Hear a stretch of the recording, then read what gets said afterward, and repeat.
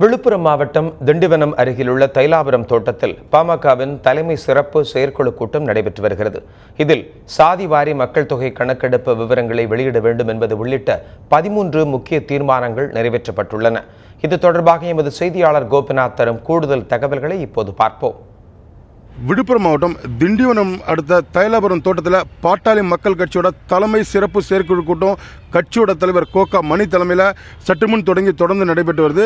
இந்த கூட்டத்தில் பார்த்தீங்கன்னா பாட்டாளி மக்கள் கட்சியோட நிறுவனர் டாக்டர் ராமதாஸ், அன்புமணி ராமதாஸ், காடுவெட்டி குரு, அதே போல் பார்த்தீங்கன்னா முன்னாள் இந்நாள் சட்டமன்ற உறுப்பினர்கள், முன்னாள் மத்திய அமைச்சர்கள் என 380 பேர் இந்த செயற்குழு கூட்டத்தில் கலந்துருக்காங்க. இந்த கூட்டத்தோட முக்கியமான நோக்கம் பார்த்தீங்கன்னா, அதாவது பாட்டாளி மக்கள் கட்சி 2016ஆம் ஆண்டு சட்டமன்ற தேர்தலில் தனித்து போட்டியிட போகிறத ஏற்கனவே அறிவிச்சிருக்காங்க.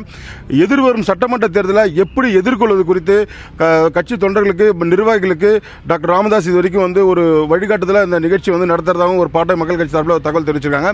இந்த கூட்டத்தில் 13 தீர்மானங்கள் நிறைவேற்றிருக்காங்க. இந்த செயற்குழு கூட்டத்தில் அதை பார்த்தீங்கன்னா முதல் தீர்மானம் பார்த்தீங்கன்னா, சாதிவாரி மக்கள் கணக்கெடுப்பு விவரங்களை உடனடியாக வெளியிடணும். அதே போல பொருளாதார கொள்கையில் மாற்றம் செய்ய வேண்டும்.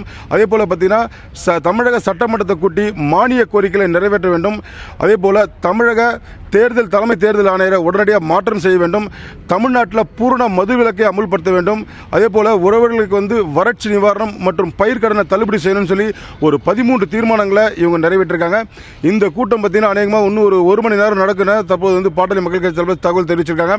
இந்த கூட்டத்தோட முடிவில் தான் டாக்டர் ராமதாஸ் தன்னோட கட்சி நிர்வாகிகளுக்கு என்னென்ன அறிவுகள் வழங்கியிருக்காங்க. அதே போல 2016ஆம் ஆண்டு தேர்தலை எப்படி எதிர்கொள்வது குறித்து ஒரு விரிவான ஒரு ஆலோசனையாகவும் இந்த கூட்டம் செயற்குழு கூட்டம் நடைபெற்றிருக்கவும் பாட்டாளி மக்கள் கட்சி சார்பில் ஒரு தகவல் தெரிவிச்சிருக்காங்க. தந்தி செய்திகளுக்காக தைலாபுரத்திலிருந்து செய்தி ஒளிப்பதிவாளர் பிரேசுடன் கோபிநாத்.